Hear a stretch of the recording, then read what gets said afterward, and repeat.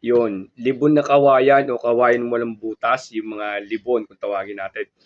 May nagtanong sa atin yung mga kakayahan po kung saan ba ginagamit yung kawayan libon. Usually meron tayong video nito pero ulitin natin baka nalimutan na nila kung saan. Tara, pag-usapan natin kagimat. Wala namang agimat, pero nasa puso ang tunay na agimat. Isigaw mo bro, ang lakas ng loob. Kahit walang agimat, laban tayo. Hepeng agimat, boy, walang makakahadlang. Basta nasa puso, tunay na agimat. Yun, mapagpalang araw. Mga kagimat, no? Nasagutin natin kung tanungan natin. Yung mga nagtatanong po sa atin ng aklat ay mag-message lang kayo directly kay Anthony Islatico Valderrama po. Ito po yung Facebook niya, yung mga naghahanap ng aklat, mga libreto. Ayan po. Diyan po kayo sa Legit kumuha. Diyan po kumukuha ng ating mga pinag-aaralan na aklat po.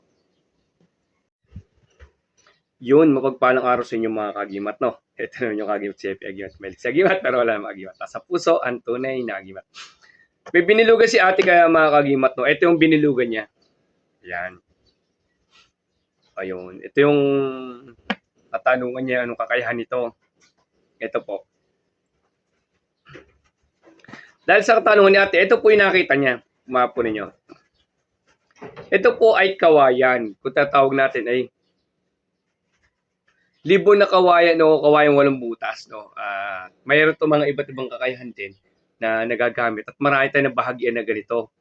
No, pag meron sa bahay to, welcome pa. Ito po, ito yung bibigyan ko example.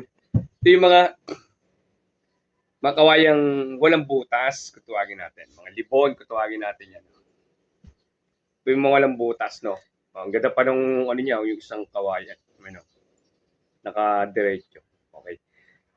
Ito, kita nyo, nasa gitna yung putol niya. Baka sabihin nyo yung iba kasi sinasabi, nasa buko daw po yung buko. Buko ng papaya, dalay buslat. Oh. Buko po ng papaya. Buko daw po, hindi po buko. Yan po na po niyo. Gitna po yan. Ito yung gitna niya. Yan, oh. Kita niyo yung sukat niya. Oh. Gitna natin pinuto para malaman natin kung wala talaga butas yung ating kukunin libon, no? Binagi sa atin ng ating tropa. Isa po sa mga kakayahan nito, no? Yung mga katanungan ni ate, no? Yung mga kakayahan to. Ito kasi,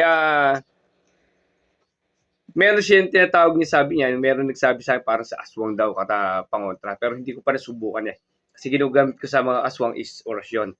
Pero ito po, ay ginagamit, number one, isa din sa mga, sabi nila pag libon malas daw sa mga negosyo. Hindi po. Swerte po to. Naglalagay po kami nito sa mga tindahan, sa mga lagay ng pera, naglalagay din po kami nito. Swerte din po ito. No, sabi nila malas, hindi po. Pero history talaga ito, pag tumingin kayo, napakaswerte talaga ng mga libon na kawayan. Tapos isa po sa pinakamabisang ginagamit ko nito, no, na lagi kong inaano sa mga kasamahan ko. Naglalagay ako sa mga motor o sasakyan. O bulsa ko lagi. Kasi po, ito po ay isa sa history po na magaling po sa mga kaligtasan, no? Wala na pong oras yung ginagamit dito mga kagimat, no? Hindi na po ginagamit ito siya. Pero, syempre may pangangalagang kailangan to. Dahil kalikasan po ito, pinapasipsip ko po ito dito ng langis. Kaya po yung mga nagmumotor po, maganda po meron kayo sa compartment ng motor nyo o sa sasakyan nyo o sa bulsa nyo o na magdadrive kayo. Kasi po, sa lahat ng nabahagyan ko ito, na feedback po sila sa mga part ng mga aksidente talaga na naiiwas o mabanggaman sila, wala silang galos. Marami po tayong binahagyan na ganito na naging kaligtasan po nila sa pagbiyahe. Number one history po to, magaling po talaga sa biyahe po. Yun po ang history magaling sa akin. Pero to, mayroon pa ibang pamaraan sila na ito po ay mayroon din sa mga pangontra.